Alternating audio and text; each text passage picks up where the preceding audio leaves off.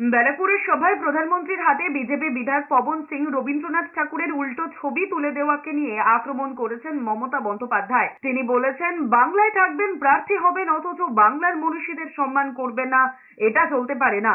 একটা রবীন্দ্রনাথ ঠাকুরের ছবি উল্টো করে দিচ্ছিল গ্যারেন্টি বাবুকে, আর দিয়ে আবার বলছে গ্যারেন্টি বাবু জিন্দাবাদ। তারপরে একজন এসে আবার যে প্রার্থী তার ছেলে দিয়েছে উল্টো করে, প্রার্থী আবার নিজে এসে দেখতে পেয়ে সেটাকে সোজা করলো। তার মানেটা কি?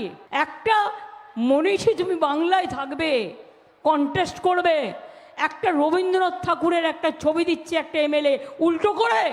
সোশ্যাল মিডিয়ায় সরব হয়েছেন ব্যারাকপুরের তৃণমূল প্রার্থী পার্থ ভৌমিকও। তৃণমূল প্রার্থী লিখেছেন, যারা বাংলার কৃষ্টি সংস্কৃতি জানে না, বাংলার ঋষি মনীষীদের সম্মান দিতে জানে না, তারা কিভাবে বাংলা দখলের কথা ভাবে। ব্যারাকপুরের বিজেপি প্রার্থী অর্জুন সিং এর সমর্থনে সভা ছিল প্রধানমন্ত্রী নরেন্দ্র মোদীর। সেই মঞ্চেই ব্যারাকপুরের বিজেপি প্রার্থী অর্জুন সিং এর ছেলে পবন সিং রবীন্দ্রনাথ ঠাকুরের একটি ছবি প্রধানমন্ত্রীকে তুলে দিয়েছেন, কিন্তু সেই ছবিটি উল্টো করে ধরায় বিজেপির সংস্কৃতি নিয়ে তোপ দেখেছে তৃণমূল।